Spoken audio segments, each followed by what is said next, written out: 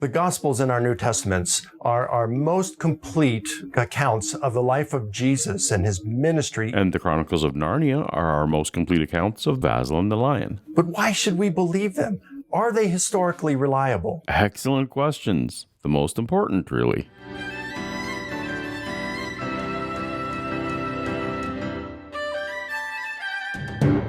Welcome to Paulogia, where a former Christian takes a look at the claims of Christians.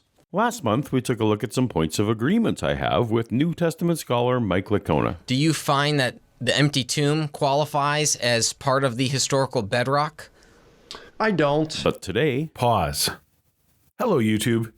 Do you love Paulogia videos, but wish he was smarter, more articulate, more educated, more handsome, would speak longer about controversial New Testament topics, and would answer your questions live? Of course you do. So stay tuned to the end of this video to make all your wishes come true. Or go to this webpage now. I'm not the boss of you. Okay, play. But today we're going to look at a video where I disagree with Mike on almost everything. But when it comes to questions about history, why listen to this former Christian YouTuber when we can tap into the decades of research and knowledge of a former Christian renowned historian, like Dr. Bart Ehrman? Thanks for having me. I believe the Gospels are historically reliable. Seems the first thing we need to establish is what one means by historically reliable. Well, Mike and I mean different things by it. What I tend to mean by it is that if somebody says something happened, then it really happened. And if somebody says it happened in a certain way, then it really happened in that certain way. The Gospels say things that even Mike agrees did not happen. But he won't say that on this video. But right. He says it publicly. Because they fulfill four important criteria. Number one, their authors chose their sources judiciously. Let's take, for example, the Gospel of Mark. In the early 2nd century, there was a guy named Papias who reported that Mark reported what he remembered Peter saying about Jesus. Now think about this for a moment. Peter was Jesus' lead apostle, lead disciple, and one of Jesus' 3 closest disciples. So if Peter is the source behind Mark's gospel, that's profound. Now, from whom did Papias get this information? Papias tells us that John the apostle had shared this information with him. And John was one of Jesus' 3 closest disciples. So this is amazing to think that the apostle Peter was behind the Gospel of Mark. Right. So this is a really problematic claim. I'm going to assume that Mike has read the fragments of Papias. They're easily available and anybody can read them. To say that because Papias said that Mark's gospel was based on the sayings of Peter, in other words, what Mike is saying is that John told Papias that Mark relied on Peter. Okay, so in other words, it's fourth hand by the time you get to it, fifth hand by the time we get to it. But there's even bigger problems. For one thing, Papias is not talking about what the Apostle John told him. He's quite explicit. He's talking about people who knew the disciple John said these things to him based on what they had heard from the followers of John. What Papias says is that people who had been followers of the disciples of John had given this information.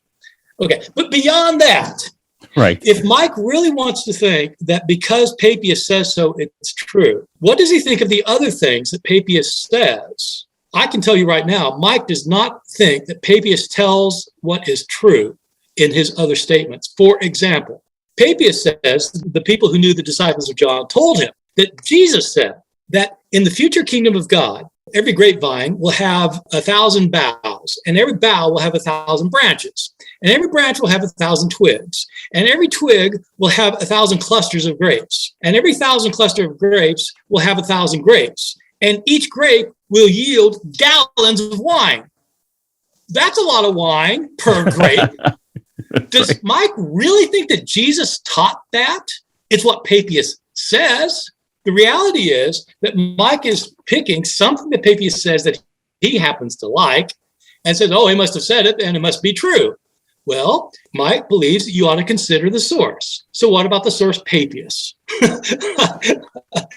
Right. So anyway, I just think that it is not a good argument that Mark chose his source as well. There's nothing about the Gospel of Mark that would make anybody think this is Peter's story. Nothing. So, so I'm not very convinced by that. And do we feel like Papias was even describing the book of Mark that we know him of? I wasn't even going to go there because Papias talks about two gospels. He's talking about Matthew and Mark. And all he says about Mark is what he remembered from Peter. By the way, the fact that somebody hears someone else speak and then writes down later what he heard. How many people do you know who can write down what they heard when Obama gave his second inaugural address and write it down accurately? Right? Exactly. If Mark is living 40 years later, what are the chances that he got it right? So apart from that, he says two things about the Gospel of Matthew that actually are some content. He says that it was written in Hebrew and that it contains the sayings of Jesus. That's what Matthew is. It's the sayings of Jesus written in Hebrew. Right. Our Matthew we have was not written in Hebrew. It was written in Greek. And it is not just the sayings of Jesus. It's mainly not the sayings of Jesus. So Papias doesn't seem to be talking about our Matthew. If he's not talking about our Matthew, what makes us think he's talking about our Mark? Right. He just knew there were two gospels out there. And he calls our Mark, Just, that Mark doesn't leave anything out. Well, that's weird that it's the shortest, but. yeah, right. Okay, yeah. Okay. Number 2, the authors use their sources responsibly. Most scholars today agree that Matthew and Luke used Mark as their primary source and supplemented it with other sources known to them. So this creates a wonderful opportunity for historians because they can look and compare how Matthew and Luke use Mark as their source. And when they do this, they can see that Matthew and Luke use their source with a great deal of integrity. In fact, they stay closer to Mark than most biographers of that period stay with their sources. Okay, so he says that. Of course, he doesn't give any proof or evidence.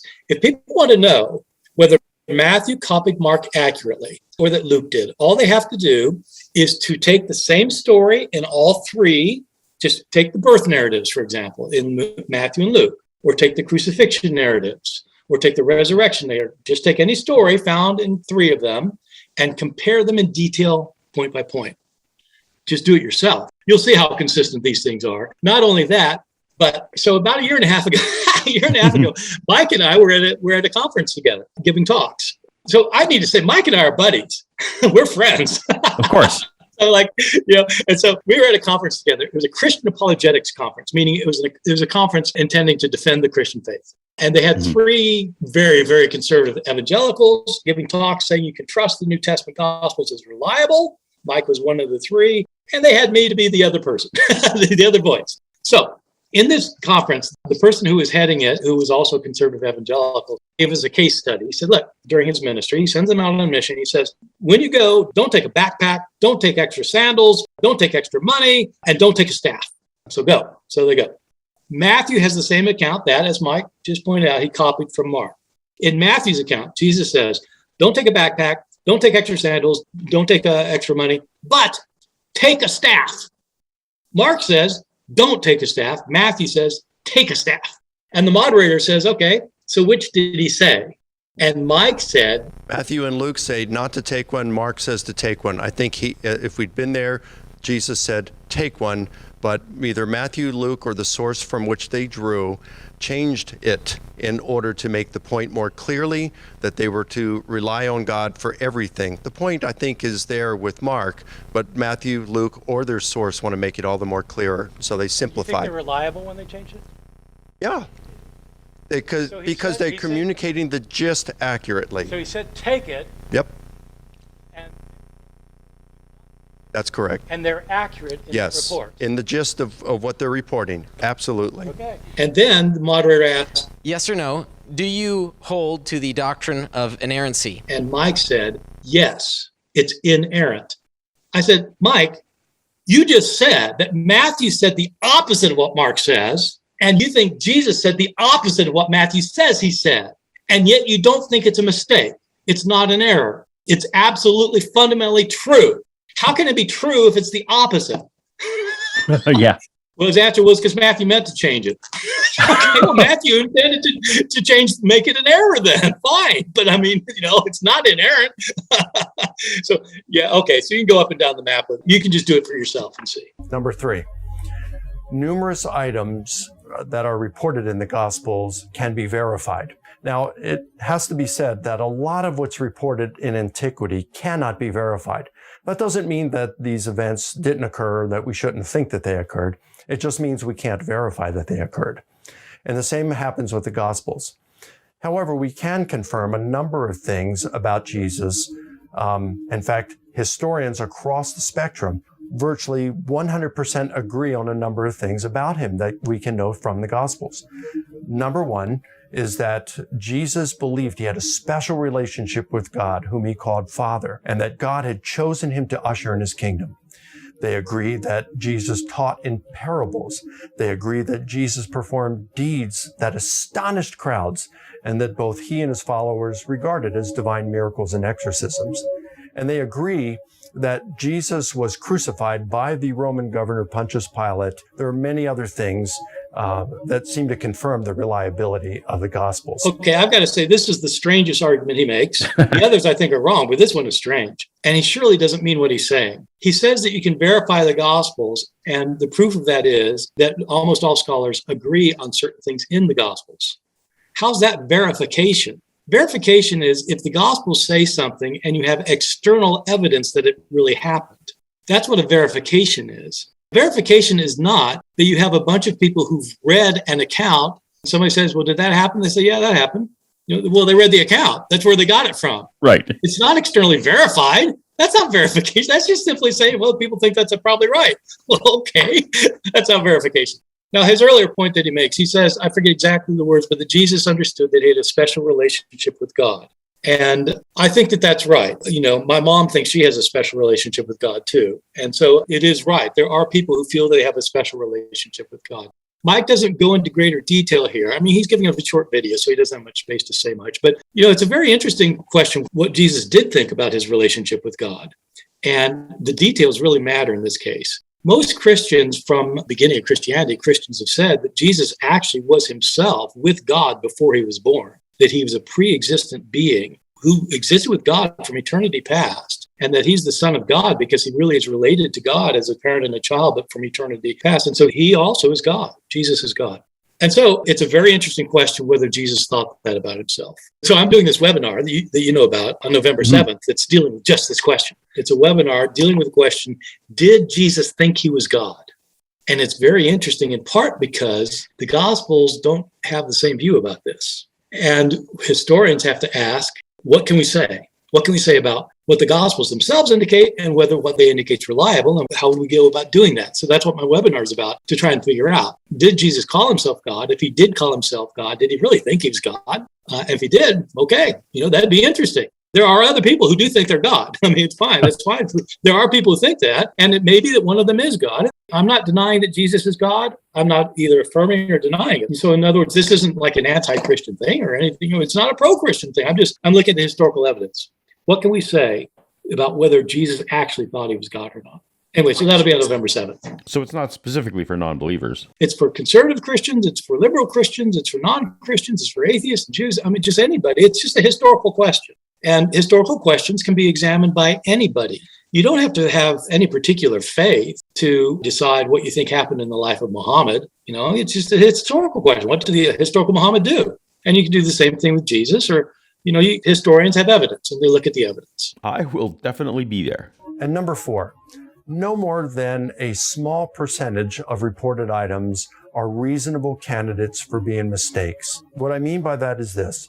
It is difficult to verify a number of things in ancient literature, but it is also difficult to disconfirm a number of things in ancient literature, because there could have always been some reasons that are, although unknown to us today, they would clarify the discrepancy or the tension that exists between different accounts. That said, we can still acknowledge that in ancient literature, including the Gospels, there are items for which we can say they are reasonable candidates for being mistakes. They may not be mistakes, but they are at least candidates for being mistakes.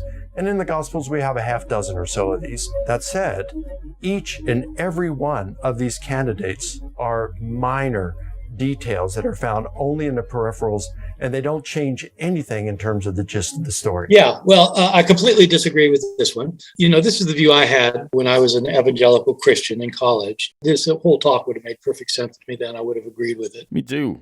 It absolutely would have for me. The idea that there are 6 minor mistakes, possible mistakes in the Gospels, I think is completely wrong. And again, all somebody needs to do is do the work for themselves. You just think about the infancy narratives, the stories between Matthew and Luke. Just compare those two. You're going to find way more than 6 discrepancies between Matthew and Luke. And some of them are not reconcilable. I'll just give you a hint. If anybody wants to do this, just read Matthew's account. Make a list of everything that happens when Jesus gets born in Matthew. Make a detailed list of the same thing in Luke and compare your lists. If you look carefully enough, you'll realize there are not only differences, there are some strange discrepancies, including in Luke's gospel. Just after 40 days after Jesus is circumcised, his parents take him back to Nazareth. Yeah, a month and a half later, they go back to Nazareth. In Matthew's gospel, after Jesus is born, his parents are terrified that the king is going to kill the child. They flee to Egypt. They don't go up to Nazareth until after Herod dies.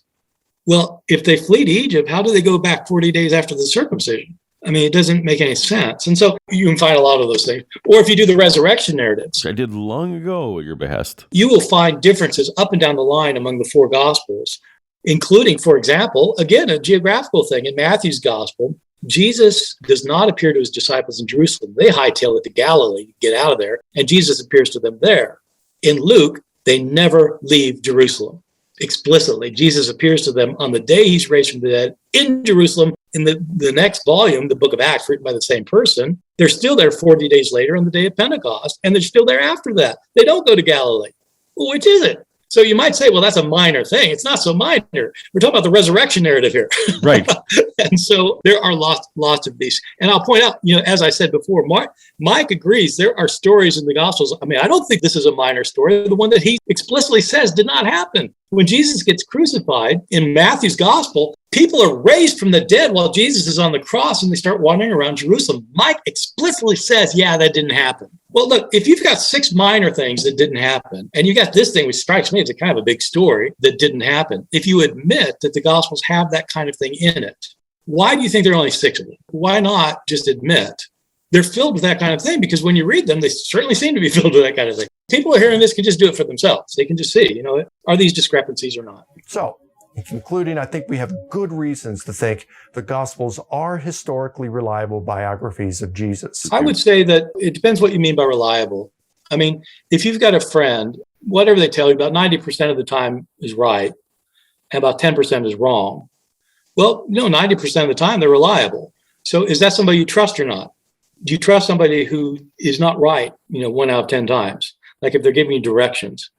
You're right. So I don't know. I mean, I think the Gospels do contain reliable information about Jesus. I really do think that they contain reliable information. And I think the outline of the story in many ways is probably historically right. But they are filled with contradictions and, just flat out historical mistakes and various other problems. So it depends what you mean by reliable. Mike's right. They are our best sources for the historical Jesus. But you can't simply trust that what they say is what happened. And for me, that's what it means to say something's reliable. Excellent. Well, as we've mentioned, Dr. Ehrman's Did Jesus Call Himself God seminar is taking place on November 7th, 2021. Normally, to attend one of Bart's lectures, you'd have to enroll at his university or be one of the high bidders on one of his charity auctions, both of which would cost you much more than a fast food lunch. But this one's available to anyone for a reduced advance ticket price before November 7th, just $9.95, which includes participation in the live Q&A with Bart. Or if you're hearing this after November 7th, you can still get lifetime access for the regular price of just $14.95. And if you use the link on screen or in the description, tinyurl.com/BartTalk, you'll also be financially contributing to this channel as an affiliate while getting some amazing content from the insight and knowledge that Dr. Ehrman brings to every topic. Plus, I plan to be in the audience too, so be sure to say hi when I see you over there. Okay, thanks so much. Appreciate it. And it looks like we've ended just in time. It was great. Yeah, sorry it went so long. I thought I'd get carried away if I had to deal with Mike. Well, if you want more of Mike, tap on the playlist on screen now, and I'll see you over there. Great. All right, see ya. Later.